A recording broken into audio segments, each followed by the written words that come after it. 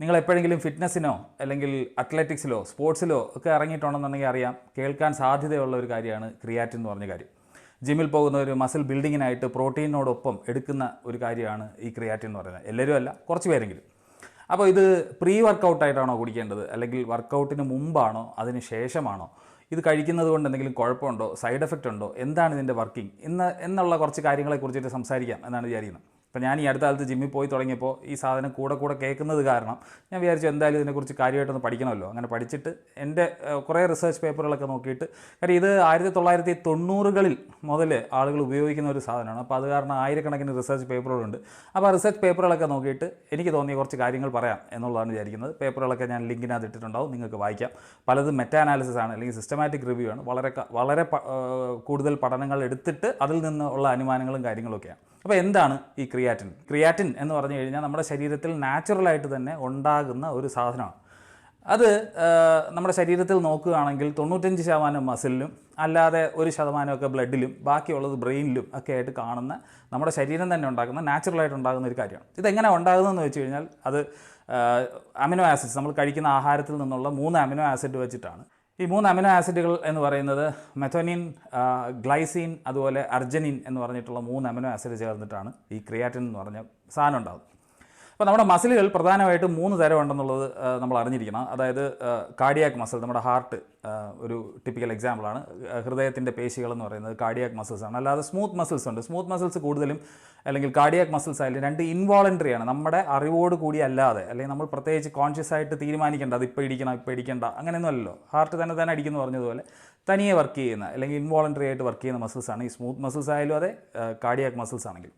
നമ്മൾ സംസാരിക്കാൻ പോകുന്ന, അല്ലെങ്കിൽ നമ്മൾ വർക്കൗട്ട് ചെയ്യുമ്പോൾ ചെയ്യുന്ന കാര്യങ്ങളൊക്കെ കൂടുതലും സ്കെലിറ്റൽ മസിൽസാണ്. അപ്പോൾ ഈ സ്കെലിറ്റൽ മസിലുകളിൽ തന്നെ നമ്മൾ വർക്കൗട്ട് ചെയ്യുമ്പോഴൊക്കെ എനർജി എന്ന് പറയുന്നത് ഉണ്ടാകുന്നത് നമ്മൾ ATP ഉപയോഗിച്ചിട്ടാണ്, അല്ലെങ്കിൽ അഡിനോസിൻ ട്രൈഫോസ്ഫേറ്റ് എന്ന് പറയുന്നത് കോശങ്ങൾക്കുള്ളിൽ മൈറ്റോകോൺട്രിയയാണ് അതിൻ്റെ ധർമ്മം നിർവഹിക്കുന്നത്. അപ്പോൾ ഈ അവിടുന്ന് ATP ഉപയോഗിച്ചിട്ടാണ് നമ്മൾ വർക്കൗട്ട് ചെയ്യുമ്പോൾ ഊർജ്ജം എടുക്കുന്നത്. അപ്പോൾ ഈ ATP പെട്ടെന്ന് ഡിപ്ലീറ്റഡ് ആയി പോകും, വർക്കൗട്ട് ചെയ്തുകൊണ്ടിരിക്കുമ്പോൾ ഡിപ്ലീറ്റഡ് ആയി പോകും. അപ്പോൾ അങ്ങനെ പെട്ടെന്ന് ഡിപ്ലീറ്റ് ആവാതെ ഇരിക്കാനായിട്ട് നമ്മൾ ഉപയോഗിക്കാൻ പറ്റുന്ന ഒരു സാധനമാണ് ഈ ക്രിയാറ്റിൻ എന്ന് പറയുന്നത്. അല്ലെങ്കിൽ അതിനെ പെട്ടെന്ന് വീണ്ടും റിലീസ് ചെയ്യാനായിട്ടുള്ള കഴിവുള്ളത്, കൂടുതൽ സ്ട്രെങ്ത്തും കൂടുതൽ എൻഡ്യൂറൻസും കൂടുതൽ കാര്യക്ഷമമായിട്ട് വർക്ക് ചെയ്യാനും ഒക്കെ പറ്റുന്ന, അതിന് വേണ്ട ഒരു സാധനമാണ് ഈ ക്രിയാറ്റിൻ എന്ന് പറയുന്നത്. ഈ ക്രിയാറ്റിൻ്റെ ഒരു പ്രത്യേകത എന്ന് പറഞ്ഞു കഴിഞ്ഞാൽ, ക്രിയാറ്റിൻ ഉണ്ടെങ്കിൽ സെല്ലുലാർ വോളിയം കൂടും എന്നുള്ളതാണ് കാര്യം. ഇതിന് വാട്ടർ റിട്ടൻഷൻ എന്ന് പറഞ്ഞൊരു സ്വഭാവമുണ്ട്, അല്ലെങ്കിൽ വെള്ളം മസിലിനുള്ളിലേക്ക്, അല്ലെങ്കിൽ ആ മസിൽ കോശത്തിനുള്ളിലേക്ക് വലിച്ചു വയ്ക്കാനുള്ള കഴിവുണ്ട്. ക്രിയാറ്റിൻ പ്രധാനമായിട്ടും ഞാൻ നേരത്തെ പറഞ്ഞ പോലെ സ്കെലിറ്റൽ മസിൽസുമായിട്ട് ബന്ധപ്പെട്ട ഒരു കാര്യമാണ്. അപ്പോൾ ശരീരത്തിൽ തന്നെ ഉണ്ടെങ്കിൽ ജിമ്മിൽ പോകുന്നവർ എന്തിനാണ് ഈ ക്രിയാറ്റിൻ എടുക്കുന്നത്, അല്ലെങ്കിൽ അത്ലറ്റ്സ് എന്തിനാണ് എടുക്കുന്നത് എന്നുള്ളൊരു ചോദ്യം വരും. നമ്മുടെ ശരീരത്തിൽ നമ്മൾ കഴിക്കുന്ന ആഹാരത്തിൽ നിന്നൊക്കെ നമുക്ക് ക്രിയാറ്റിൻ ഉണ്ടാക്കിയെടുക്കാൻ പറ്റുന്നത് വളരെ കുറവാണെന്നുള്ളതാണ്. ഒരു ഉദാഹരണം പറയുകയാണെന്നുണ്ടെങ്കിൽ, ഇപ്പോൾ ബീഫിൻ്റെ ഒരു സ്റ്റേക്ക് നിങ്ങൾ കഴിക്കുകയാണ്, ടെൻഡർ ലോയിനോ വല്ലതും കഴിക്കുകയാണെന്നുണ്ടെങ്കിൽ അതിനകത്ത് ക്രിയാറ്റിൻ ഉണ്ട്. 1 കിലോ ഒക്കെ അല്ലെങ്കിൽ 2 പൗണ്ടൊക്കെ നിങ്ങൾ കഴിക്കുകയാണെന്നുണ്ടെങ്കിൽ നിങ്ങൾക്ക് കിട്ടുന്നത് വളരെ നിസ്സാരം. അല്ലെങ്കിൽ ഇപ്പോൾ പച്ചയ്ക്ക് കഴിക്കുകയാണെന്നുണ്ടെങ്കിൽ നിങ്ങൾക്ക് പിന്നെയും കിട്ടുമായിരിക്കും. പക്ഷേ നിങ്ങളൊരു മീഡിയം റെയറോ അല്ലെങ്കിൽ റെയറായിട്ടോ ഒക്കെ കഴിക്കുകയാണെന്നുണ്ടെങ്കിൽ അതിനനുസരിച്ചിട്ട് അത് കുറഞ്ഞു വരും. വെൽ ഡൺ ആയിട്ടൊക്കെ കഴിക്കുകയാണെന്നുണ്ടെങ്കിൽ അതിനകത്തുള്ള ക്രിയാറ്റിൻ്റെ അളവ് തീരെ ഇല്ലാതായി പോകുന്നതാണ്. ഇതുപോലെ തന്നെ പോർക്കിനകത്തുണ്ട്, മീനുകളുടെ കാര്യം, അല്ലെങ്കിൽ ഹെറിങ് എന്ന് പറഞ്ഞ മീനിനകത്ത് അല്ലെങ്കിൽ സാൽമണിനകത്തൊക്കെ ക്രിയാറ്റിൻ ഉണ്ട്. പക്ഷേ നമുക്കത് ഡയറ്റ് വഴി എടുക്കുക എന്ന് പറഞ്ഞാൽ ഓൾമോസ്റ്റ് ഇമ്പോസിബിൾ ആണെന്ന് തന്നെ പറയാം. ചൂരയ്ക്കകത്തുണ്ട്, നമ്മുടെ നാട്ടിൽ കിട്ടുന്ന ട്യൂണ എന്ന് പറയുന്ന ചൂരയ്ക്കകത്ത് ക്രിയാറ്റിൻ ഉണ്ട്. പക്ഷേ അതിനകത്തുള്ള ഒരു പ്രശ്നം എന്ന് വെച്ച് കഴിഞ്ഞാൽ 100 ഗ്രാം കഴിച്ചു കഴിഞ്ഞാൽ നമുക്ക് കിട്ടുന്ന അളവെന്ന് പറയുന്നത് ഒരു 0.4 ഗ്രാമൊക്കെ ആയിരിക്കും. അപ്പോൾ വളരെ കുറഞ്ഞ അളവിൽ മാത്രമേ കിട്ടുള്ളൂ. എത്രയാണ് ശരീരത്തിന് ആവശ്യമെന്ന് ചോദിച്ചു കഴിഞ്ഞാൽ 1 കിലോഗ്രാം ശരീരഭാരത്തിന് ഏതാണ്ട് 30 മില്ലിഗ്രാമാണ് നമുക്ക് ആവശ്യം. അതിൽ കൂടുതൽ എടുത്തു കഴിഞ്ഞാൽ എന്താണ്, അത് ശരീരം പുറന്തള്ളും, അതിന് ശരീരത്തിന് കൂടുതലായിട്ട് യൂസ് ചെയ്യാൻ പറ്റില്ല. അപ്പോൾ ഇതാണ് ഇതിൻ്റെ ഒരു ഐഡിയ എന്ന് പറയുന്നത്. അപ്പോൾ എന്താണ് സപ്ലിമെൻറ്റ് എന്ന് പറഞ്ഞാൽ നമ്മുടെ ശരീരത്തിൽ ആവശ്യമായതും എന്നാൽ തികയാതെ വരുമ്പോഴും നമ്മൾ പുറത്തുനിന്ന് എടുക്കുന്ന ഒരു സാധനത്തിനാണ് നമ്മൾ സപ്ലിമെൻറ്റ് എന്ന് പറയുന്നത്. അപ്പോൾ ജിമ്മിൽ സപ്ലിമെൻറ്റ് എന്ന് പറഞ്ഞു കഴിഞ്ഞാൽ എന്താണ്, ജിമ്മിൽ വർക്കൗട്ട് ചെയ്യുമ്പോൾ നമുക്ക് പ്രോട്ടീനും അതുപോലെ ക്രിയാറ്റിനും ആവശ്യമാണ്. അപ്പോൾ ഈ ആവശ്യമുള്ള ക്രിയാറ്റിൻ നമ്മുടെ ഫുഡിൽ നിന്ന് കിട്ടാത്തതുകൊണ്ട് തികയാത്തതിനെ നമ്മൾ സപ്ലിമെൻറ്റ് ചെയ്യാണ്. അങ്ങനെയാണെങ്കിൽ ഞാൻ നേരത്തെ പറഞ്ഞു 30 മില്ലിഗ്രാം പെർ കിലോഗ്രാം എന്നുള്ള കണക്കാണ്. ഒരു മനുഷ്യന് ഏതാണ്ട് ഒരു 3 ഗ്രാം മുതൽ ഒരു 5 ഗ്രാം വരെ ക്രിയാറ്റിൻ ആവശ്യമാണ്. നന്നായിട്ട് വർക്കൗട്ട് ചെയ്യുന്ന ഒരാൾക്ക് ഒരു എക്സ്പ്ലോസീവ് സ്ട്രെങ്ത് കിട്ടാനും ATPയുടെ പ്രൊഡക്ഷൻ കുറഞ്ഞു വരുന്നതിനനുസരിച്ച് അതിനെ തിരിച്ചൊന്ന് ബൂസ്റ്റ് ചെയ്യാനും ഒക്കെ നമുക്ക് ക്രിയാറ്റിൻ്റെ അളവ് ആവശ്യമാണ് എന്നുള്ളതാണ്. അതുകൊണ്ടാണ് ജിമ്മിൽ പോകുന്നവർ ക്രിയാറ്റിൻ കഴിക്കുന്നത്. ഏറ്റവും പ്രധാനപ്പെട്ട ഒരു ചോദ്യം എന്ന് പറഞ്ഞാൽ, ക്രിയാറ്റിൻ സപ്ലിമെൻറ്റേഷൻ എല്ലാവർക്കും വർക്ക് ചെയ്യുമോ എന്നുള്ളതാണ്. ക്രിയാറ്റിൻ എല്ലാവർക്കും വർക്ക് ചെയ്യില്ല എന്നുള്ളതാണ് സത്യം. അതായത് ഒരു ഗ്രൂപ്പിനെ എടുത്ത് പഠിച്ചപ്പോൾ മനസ്സിലായത് ഒരു ഗ്രൂപ്പ് ആളുകൾക്ക് മാത്രമാണ് ഇത് വർക്ക് ചെയ്യുന്നതെന്നുള്ളത്. ആർക്കാണ് വർക്ക് ചെയ്യുന്നത്, ആർക്കാണ് വർക്ക് ചെയ്യേണ്ടാത്തത് എന്നുള്ളത് കൃത്യമായി കണ്ടുപിടിക്കണ ഒരു ക്ലിനിക്കൽ സെറ്റിങ്ങിനകത്ത് മാത്രമേ അത് കണ്ടുപിടിക്കാൻ പറ്റുള്ളൂ. പക്ഷേ അല്ലാതെ നമുക്ക് മനസ്സിലാക്കാനായിട്ട് എന്ത് ചെയ്യാമെന്ന് വെച്ച് കഴിഞ്ഞാൽ ഒരു മാസം ഇത് കഴിച്ച് നോക്കുമ്പോൾ നിങ്ങൾക്ക് യാതൊരു തരത്തിലുള്ള വ്യത്യാസവും വരുന്നില്ല. അതായത് ക്ഷീണത്തിൻ്റെ കാര്യത്തിനകത്ത് യാതൊരു കുറവും വരുന്നില്ല, നിങ്ങൾക്ക് കൂടുതൽ വെയിറ്റ് ചെയ്യാൻ പറ്റില്ല, നിങ്ങളുടെ മസിൽസ് വലുതാവുന്നില്ല, നിങ്ങൾക്ക് വെയിറ്റ് കൂടുന്നില്ല എന്നുണ്ടെങ്കിൽ അതിൻ്റെ അർത്ഥം നിങ്ങൾ ക്രിയാറ്റിന് റെസ്പോണ്ട് ചെയ്യുന്നില്ല എന്നുള്ളതാണ്. അങ്ങനെയുള്ള ആളുകൾ കൂടുതൽ ക്രിയാറ്റിൻ എടുത്തിട്ട് പ്രത്യേകിച്ച് കാര്യമില്ല. അതിന് പകരം നിങ്ങൾ ക്രിയാറ്റിൻ കഴിക്കുമ്പോൾ നിങ്ങളുടെ ശരീരം അതിനനുസരിച്ച് നന്നായി റെസ്പോണ്ട് ചെയ്യുന്നുണ്ട്, വർക്കൗട്ടും കൂടെ ചെയ്യുന്നുണ്ടെങ്കിൽ അതിൻ്റെ അർത്ഥം നിങ്ങൾ റെസ്പോണ്ട് ചെയ്യുന്നത്. അപ്പോൾ ആർക്കാണ് റെസ്പോണ്ട് ചെയ്യാത്തത്, ആരാണ് നോൺ റെസ്പോണ്ടൻസ് എന്ന് നോക്കിക്കഴിഞ്ഞാൽ റെസ്പോൺസ് കാണുന്നത് പൊതുവേ അവരുടെ മസിൽ ക്രിയാറ്റിൻ കുറഞ്ഞ ആളുകൾക്കാണ് എന്നുള്ളതാണ്. മാത്രമല്ല ഞാൻ നേരത്തെ പറഞ്ഞു ടൈപ്പ് 2 മസിൽ ഫൈബേഴ്സ് ഉള്ള ആളുകൾക്ക്, അതായത് സ്കെൽറ്റൽ മസിൽസിൽ തന്നെ 3 തരം മസിൽസ് ഉണ്ട്, അതിൽ ടൈപ്പ് 2 മസിൽ ഫൈബേഴ്സ് ഉള്ള ആളുകൾക്കാണ് ഇത് കൂടുതൽ എഫക്റ്റീവായിട്ട് വർക്ക് ചെയ്യുന്നത് കാണുന്നത്. അല്ലാത്ത ഗ്രൂപ്പിൽ അത് വലുതായിട്ട് എഫക്റ്റ് കാണാറില്ല. അവർക്ക് ചിലപ്പോൾ ടൈപ്പ് 1 അല്ലെങ്കിൽ ടൈപ്പ് 2X എന്നൊക്കെ പറഞ്ഞിട്ടുള്ള മറ്റ് തരം മസിൽസ് ആണെന്നുണ്ടെന്നുണ്ടെങ്കിൽ അവർക്ക് കാണില്ല. മാത്രമല്ല അവരുടെ ശരീരത്തിൽ സ്വതേ ക്രിയാറ്റിൻ്റെ പ്രൊഡക്ഷൻ വളരെ കൂടുതലാണെന്നുണ്ട്, അവരുടെ മസിലിനകത്ത് ധാരാളം ക്രിയാറ്റിൻ ഉണ്ടെങ്കിലും അവർക്ക് ക്രിയാറ്റിൻ സപ്ലിമെൻറ്റേഷൻ കൊണ്ട് പ്രത്യേകിച്ച് ഗുണമൊന്നും കാണാറില്ല. ക്രിയാറ്റിൻ കഴിക്കുന്നതിന് ഒരു പ്രത്യേക രീതിയാണ്. 3 രീതിയിലാണ് സാധാരണ ക്രിയാറ്റിൻ കഴിക്കുന്നത്. ക്രിയാറ്റിൻ എടുക്കുന്നത് ഇപ്പോൾ ഞാൻ നേരത്തെ പറഞ്ഞല്ലോ 5 മില്ലിഗ്രാം വീതം നമുക്ക് എല്ലാ ദിവസവും എടുക്കാം.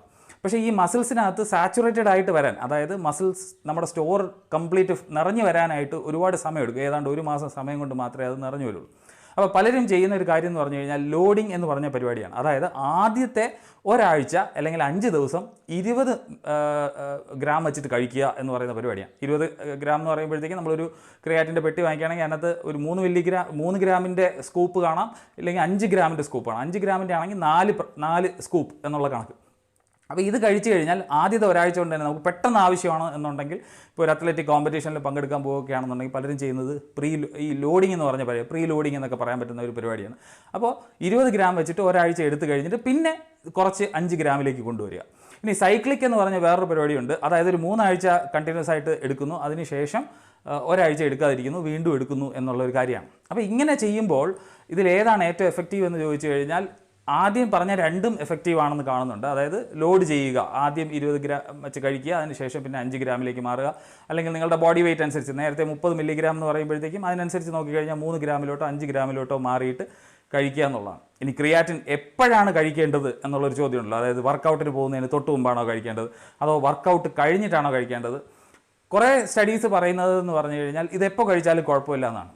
പക്ഷേ കണ്ടുവരുന്ന ഒരു കാര്യം എന്ന് പറഞ്ഞു കഴിഞ്ഞാൽ ഈ വർക്കൗട്ടിന് ശേഷം കഴിക്കുന്നതാണ് കൂടുതൽ ബെനിഫിഷ്യൽ എന്നാണ് കാണുന്നത്. അതായത് കുറച്ചെങ്കിലും എവിഡൻസ് സപ്പോർട്ട് ചെയ്യുന്നത് വർക്കൗട്ടിന് ശേഷം ഇത് കഴിക്കുന്നത് ആണ് നല്ലത് എന്നുള്ളതാണ്.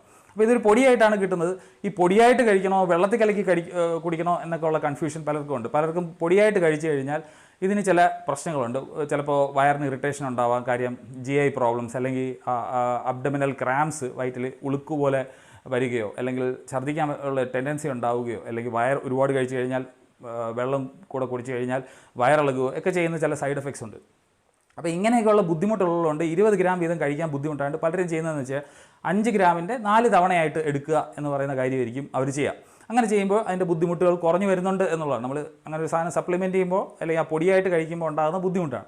ഇനി വെള്ളത്തിനോടെ കഴിക്കുന്നതിനേക്കാളും ബെറ്ററായിട്ട് കാണുന്നത്, പല സ്റ്റഡീസും കാണിക്കുന്നത്, കാർബോഹൈഡ്രേറ്റിൻ്റെ കൂടെയോ പ്രോട്ടീൻ്റെ കൂടെയോ മിക്സ് ചെയ്ത് ഇത് കഴിക്കുമ്പോഴാണ് കൂടുതൽ അബ്സോർപ്ഷൻ നടക്കുന്നതെന്നുള്ളതും അധികം വേസ്റ്റേജ് ഇല്ല എന്നാണ് പഠനങ്ങൾ കാണിക്കുന്നത്.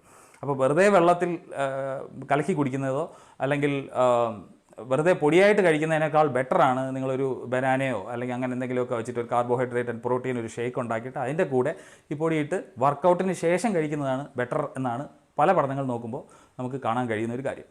ഇനി പലരും പേടിക്കുന്ന ഒരു പ്രധാന സൈഡ് എഫക്റ്റായിട്ട് ഇതിന് പറയുന്ന ഒരു കാര്യം എന്ന് പറഞ്ഞു കഴിഞ്ഞാൽ ക്രിയാറ്റിൻ കഴിച്ചാൽ മുടി കൊഴിഞ്ഞു പോകും എന്നുള്ളൊരു പ്രശ്നമാണ്.